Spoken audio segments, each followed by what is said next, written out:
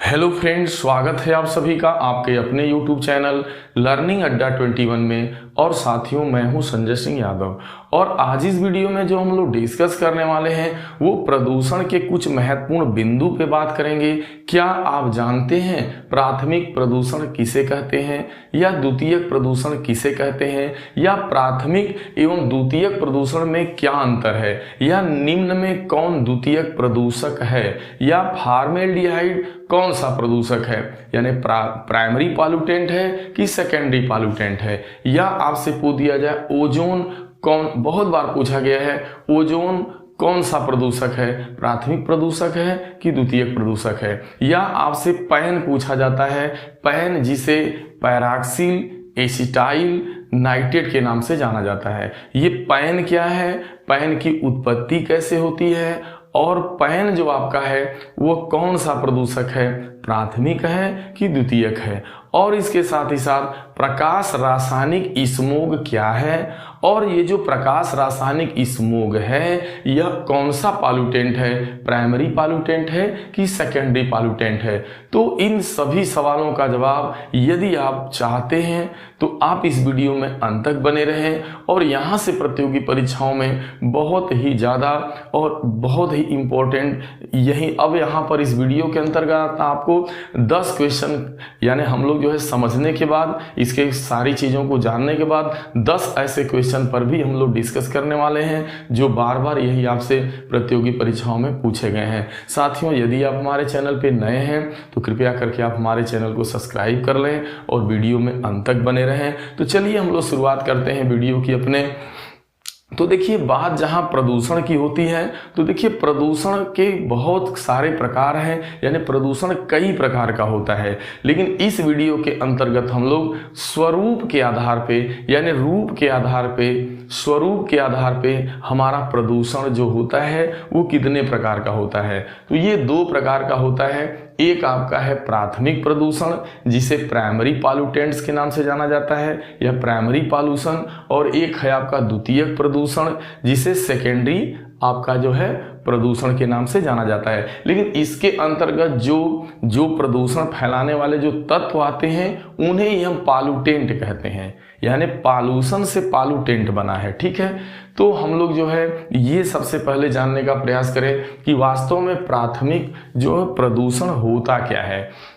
यानी वे पदार्थ, यानी प्राथमिक प्रदूषण में वे पदार्थ जो प्राकृतिक या मानवीय कारणों द्वारा सीधे उत्सर्जित होते हैं, यानी वे पदार्थ जो प्राकृतिक या मानवीय कारणों द्वारा सीधे जो है उत्सर्जित होते हैं और वो जो है प्रदूषित करने का काम करते हैं, तो वो हमारा जो है प्राथमिक प्रदूषण कहलाते हैं। और उन तत्वों को जो इसके जिम्मेदार होते हैं उन्हें हम जो है प्राथमिक प्रदूषक के नाम से जानते हैं, यानी वही हमारे प्राइमरी पॉल्यूटेंट होते हैं। लेकिन इसको और सीधी और सरल भाषा में समझने का प्रयास करते हैं कि वे प्रदूषण करने वाले पदार्थ या वे पदार्थ जो अपने जो है मूल स्वरूप में रह करके प्रदूषण फैलाने का काम करते हैं, यानी वे पदार्थ जो अपने मूल स्वरूप में रह करके ही प्रदूषण फैलाने का काम करते हैं उसे हम प्राथमिक प्रदूषण कहते हैं। और यदि वही जो सेकेंडरी जो पॉल्यूटेंट होता है, यानी जो द्वितीयक प्रदूषक होता है, वह प्राथमिक प्रदूषकों से अंतः क्रिया करके, यानी जो द्वितीयक प्रदूषक का निर्माण होता है वह प्राथमिक प्रदूषकों से अंतः क्रिया करके उत्पन्न होते हैं, यानी प्राइमरी प्रदूषक से ही द्वितीयक प्रदूषक का निर्माण होता है। और इसको विस्तृत जानने के लिए देखिए, अब आपका देखिए वास्तव में जो प्रदूषण जो उत्पन्न होता है उसके मात्र 2 ही कारण हैं। एक पहला जो कारण है वो ये है, आपका पहला कारण वो प्राकृतिक कारण हो सकता है, यानी प्राकृतिक संसाधनों के द्वारा जो है प्रदूषण फैलता है। और एक जो है मानवीय संसाधन, यानी उसका एक मानवीय कारक हो सकता है, या तो प्राकृतिक कारक होगा या मानवीय कारक होगा। इन्हीं दोनों कारकों के द्वारा जो है प्रदूषण उत्पन्न होता है।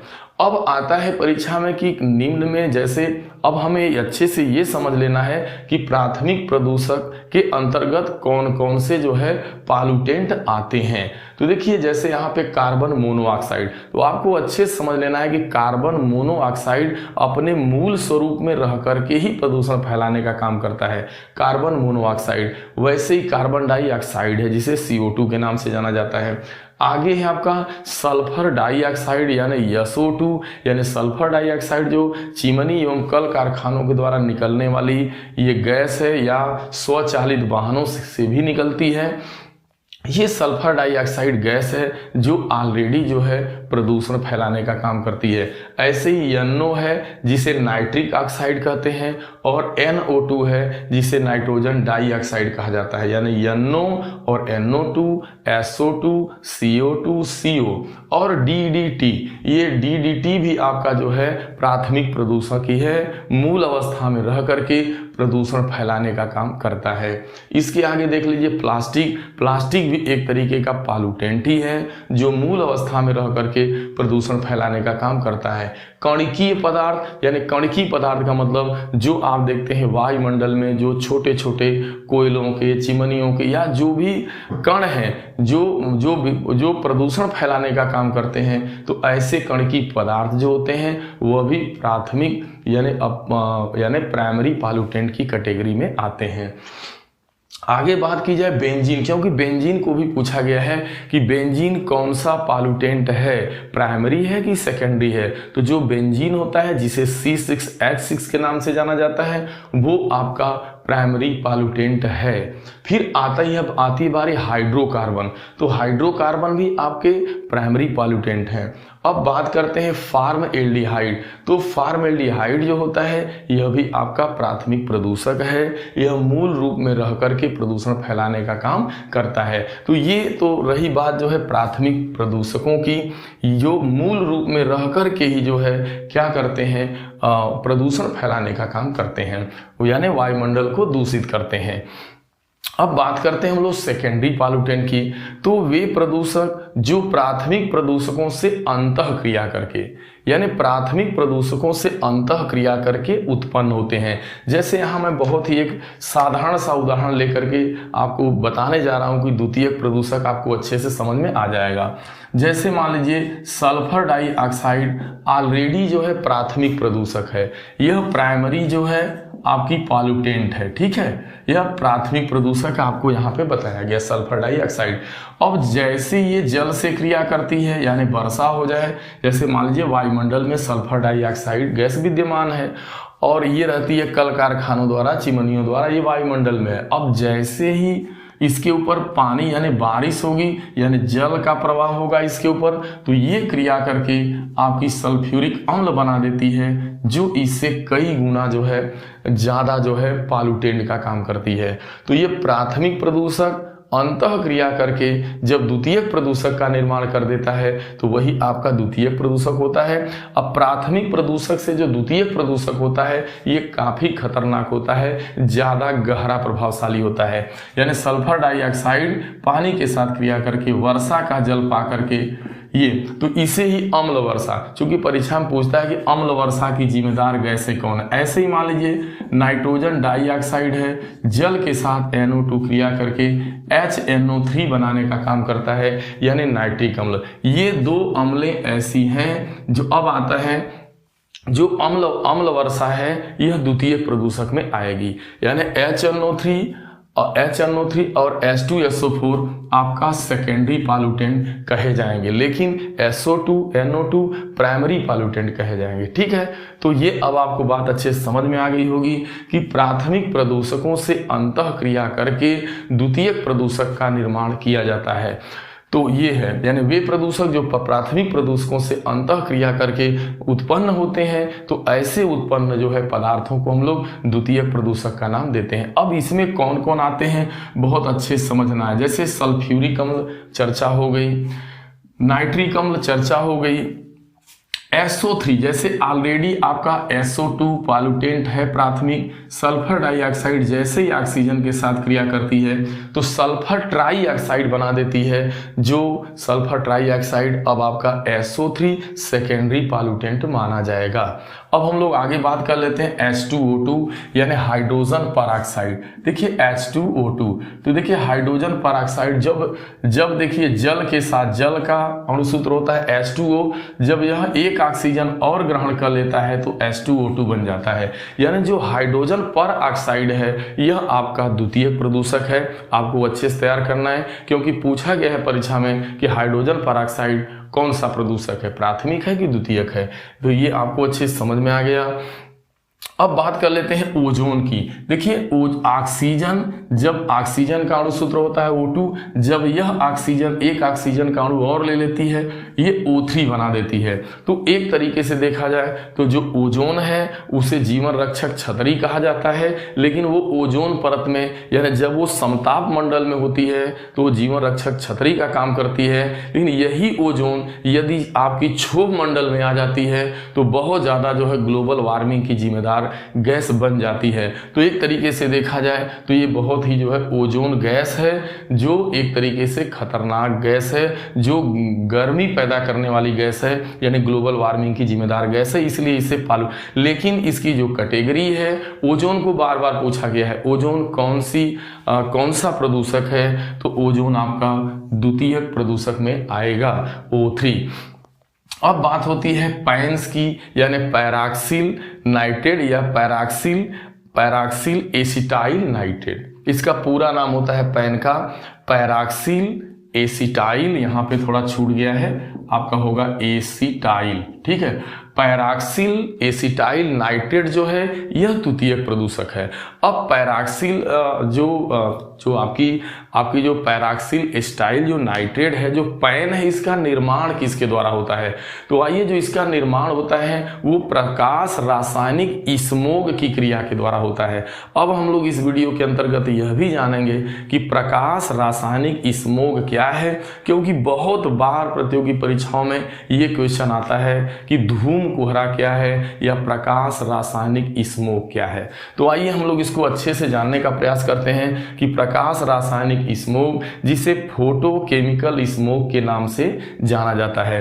अब देखिए हो क्या रहा है, जब नाइट्रोजन का ऑक्साइड, देखिए नाइट्रोजन का ऑक्साइड सूर्य के प्रकाश की उपस्थिति में परस्पर क्रिया करके नाइट्रोजन डाइऑक्साइड, ओजोन तथा पैराक्सिल एसिटाइल नाइट्रेट क्या करता है, उत्पादित करता है। तो यही जो इसी क्रिया को सामूहिक रूप से प्रकाश रासायनिक स्मोग के नाम से जाना जाता है। इसको यूं आप समझिए साधारण भाषा में कि जब नाइट्रोजन का जो ऑक्साइड होता है यह सूर्य के प्रकाश में जो है, यानी सूर्य के प्रकाश की उपस्थिति में जो है अंतः क्रिया करके जो है जब वो नाइट्रोजन डाइऑक्साइड बना दे, यानी NO2 बनाने का काम करे, यानी नाइट्रोजन डाइऑक्साइड बनाए या ओजोन बनाए या आपका पैराक्सिल एसिटाइल नाइट्रेट, ये तीनों जो बनते हैं यह नाइट्रोजन के ऑक्साइड के ही द्वारा बनते हैं,